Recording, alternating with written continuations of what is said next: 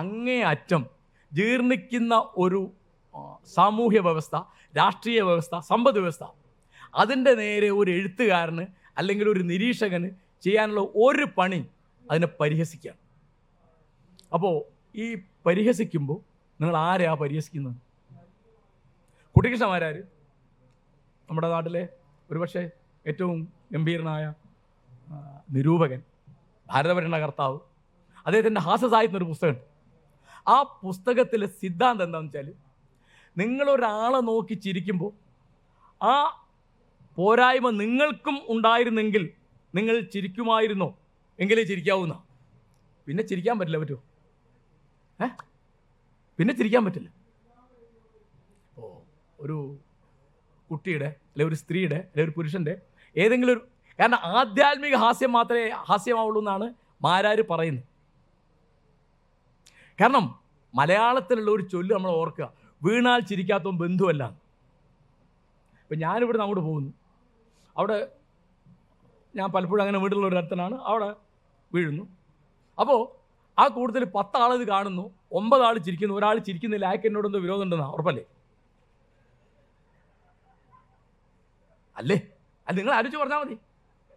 ഞാൻ മനസ്സിലാക്കുന്നത് അങ്ങനെയാണ്. അപ്പോൾ എനിക്കൊരു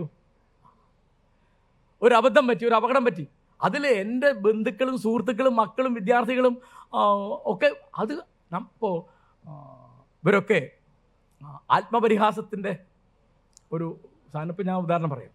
നമ്മൾ പറയുന്നത് എന്താ? നമ്മൾ പറയുന്നത് നമ്പൂതിരിമാരെ കളിയാക്കാൻ വേണ്ടിയാണ് ഈ തമാശകളൊക്കെ ഉണ്ടായത്. അത് നമ്പൂതിരിമാർക്ക് എതിരാണോ? ആലോചിക്കണ്ട. അതായത് നമ്മൾ ഈ പൊളിറ്റിക്കൽ കറക്റ്റ്നെസ് എന്ന് പറഞ്ഞിട്ട് ഈ ഒരു ഹ്യൂമറിനെ, അതിനെപ്പറ്റിയൊക്കെ വലിയ പഠനങ്ങൾ നടക്കുന്നുണ്ട്. തമാശയെ, നർമ്മത്തെ നമ്മൾ ഈ തരത്തിൽ ആലോചിക്കുമ്പോഴുള്ള പ്രശ്നം എന്താണെന്ന് വെച്ചാൽ, ഞാനിത് ചോദിക്കുന്നു, നമ്പൂരി ഫലിതം പറഞ്ഞ ആരാ?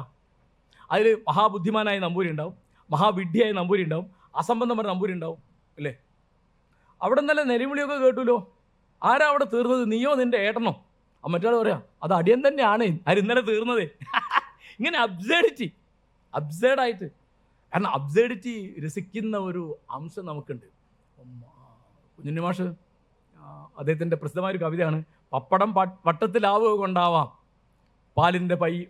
പയ്യൻ്റെ പാല് വെളുത്തതായി, പയ്യൻ്റെ പാല് വെളുത്തത് കൊണ്ടാവാം പാക്കലം മണ്ണ് കൊണ്ടുണ്ടാക്കുന്നു, പാക്കലം മണ്ണ് കൊണ്ടാവുക കൊണ്ടാവാം പാപ്പുവിൻ പീപ്പിക്ക് പെപ്പരപ്പേ. അസംബന്ധം കേട്ടാൽ നമ്മൾ ചിരിക്കും. അപ്പോൾ നേരത്തെ ബഷീർ പറഞ്ഞല്ലോ, എന്താ അജസുന്ദരി, അതിൻ്റെ കോപ്പി വേറെ ഇല്ല.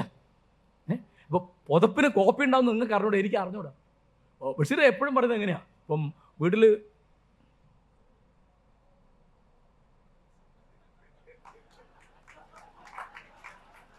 അവരെഴുതുന്നത്, നിങ്ങൾ എന്നെ ചോദ്യം ചെയ്യുന്ന, എന്നാൽ പിന്നെ അത് കണ്ടിട്ട് കാര്യമെന്ന് ഞാൻ വിചാരിക്കുന്നു. ഞാൻ ഈ പറഞ്ഞ വാക്യം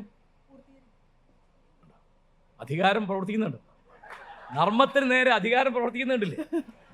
അപ്പോൾ അതിനൊരു ചെറിയ സാമ്പിളാണ്. ഉണ്ടോ? സ്ത്രീകൾ ഇങ്ങനെയാണെന്ന് മനസ്സിലായില്ലേ ഇപ്പോൾ ഇതൊക്കെ? അപ്പോൾ ഞാൻ പറഞ്ഞൊരു ചെറിയ കാര്യത്തിലേ ഉള്ളൂ. ഈ ആത്മപരിഹാസം എന്നൊരു സാധനമുണ്ട്. അപ്പോൾ നമ്പൂതിരിമാരെ കളിയാക്കിയിട്ട് ഫലിതം പറഞ്ഞൊക്കെ നമ്പൂതിരിമാരാണ്. ഇപ്പം മാപ്പിള ഫലിതത്തിൽ മാപ്പിളമാർ ധാരാളം കളിയാക്കുന്നുണ്ട്. അത് നിങ്ങൾക്ക് അറിയുന്ന പല ഫലിതം പറഞ്ഞ ആരാന്നറിയോ? സി ചുമുദായ. സി ചുമുദായ മുസ്ലിം ലീഗിൻ്റെ നേതാവാണ്. അദ്ദേഹം പറഞ്ഞ ഒരു ഫലിതം എനിക്ക് ഓർമ്മ വരുന്നത്, ലീഗിൻ്റെ നേതാവായിരിക്കാൻ സഹനശക്തി മാത്രം പോരാ, ദഹനശക്തിയും വേണമെന്നാണ്.